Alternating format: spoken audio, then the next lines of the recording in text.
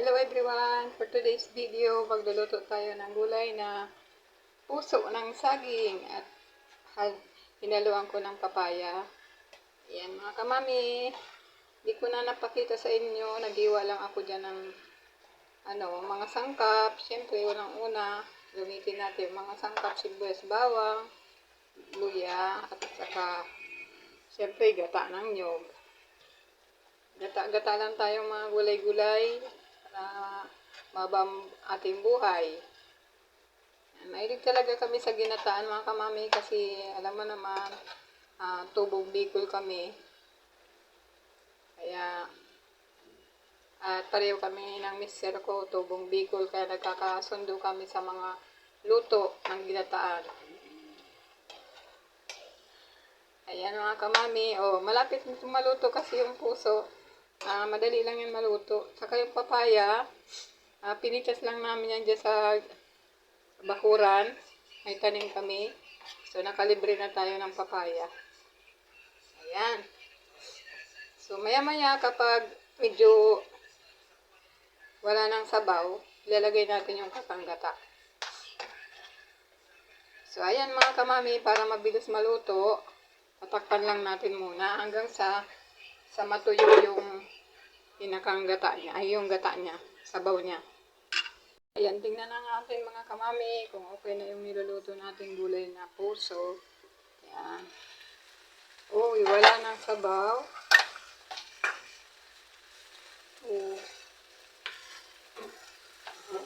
Sa sabaw.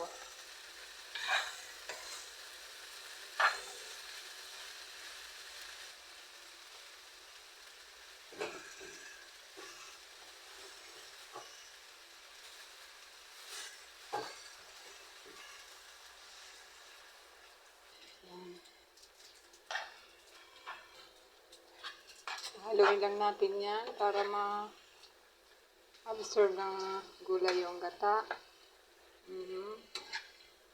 Yan. Magata talaga yan ha. Talagang gatang-gata.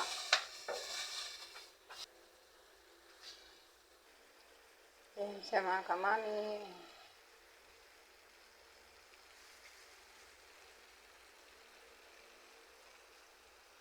Lagyan natin yan ng sili para package. Mga Bicolana talagang mahilig din sa sili or lada. Yung lada yan sa amin. Yan. Package na yun. Package na yung niluluto. Gata at saka sili. Ayan mga kamami, malapit na itong maluto. Hinangan lang natin ng apoy para hindi naman siya masunog. Ayan mga kamami, luto ng ating ginataang puso ng saging. Ayan, ilagay na natin sa ating lagayan. Ganito lang mga kamami, kasimple maggulay. Ayan. Puro tayo gulay mga kamami. Ayan. Talagang less hanggat maaari.